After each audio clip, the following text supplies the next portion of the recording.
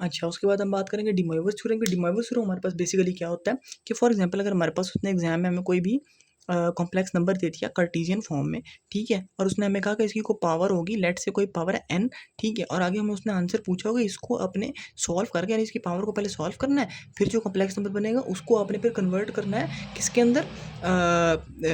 Polar form के अंदर। तो वो तो बहुत लंबा काम हो जाएगा, तो एक लॉन्ग क्वेश्चन बन जाएगा कि पहले आप पावर को मल्टीप्लाई करो, और इनकेस अगर पावर बहुत बड़ी हुई जैसे कि 5 या 6, फिर तो आपको बायनॉमियल थ्योरम लगाना पड़ेगा, और वो तो फिर बहुत ही लंबा काम हो जाएगा, लाइक वो तो 2 लॉन्ग क्वेश्चंस के बराबर हो जाएगा। तो उसके लिए हम यूज़ करते हैं डी मोइवस थ्योरम, और डी मोइवस थ्योरम हमारे पास किसके इक्वल होता है, यानी कि क्या होता है उसकी स्टेटमेंट, वो बहुत सिंपल होता है कि आपने इसमें क्या करना है कि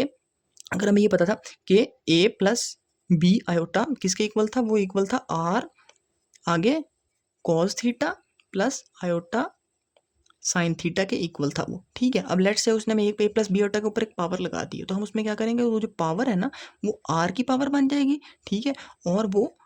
कॉस जो एंगल था ना उससे मल्टीप्लाई हो जाएगी, एन थीटा प्लस आयोटा यहाँ पे भी साइन एन थीटा, ठीक हो गया। यहाँ पे वो दोनों जगह मल्टीप्लाई हो जाएगी। और इसकी एक तो और प्रॉपर्टीज है, वो भी मैं आपको नोट करवा देता हूँ। वो कैसे है कि अगर for example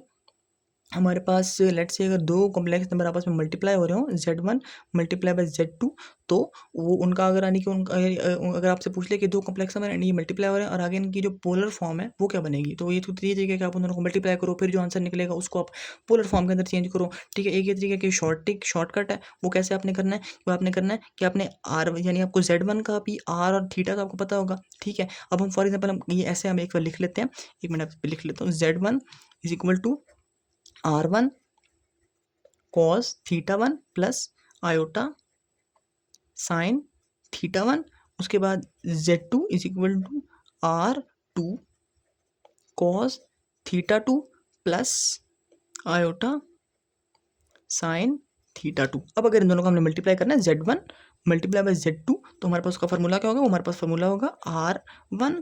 R2 cos theta 1 plus theta 2 और प्लस आयोटा साइन में भी वही आ जाएगा, थीटा 1 प्लस थीटा 2, ठीक हो गया। ये हमारे पास ये फार्मूला होता है। और इन केस अगर हमारे पास डिवाइड का केस आ जाए तो उसमें हमने ऐसे करना होता है कि Z1 डिवाइडेड बाय Z2, ठीक है, तो उसमें हमने जो Z1 वाला उसको ऊपर रखना है, R1 डिवाइडेड बाय R2, और हमने एंगल में उसी तरह माइनस करना है जिस तरह हमने प्लस किया था, cos theta 1 minus theta 2 plus iota sine theta 1 minus theta 2, ठीक हो गया।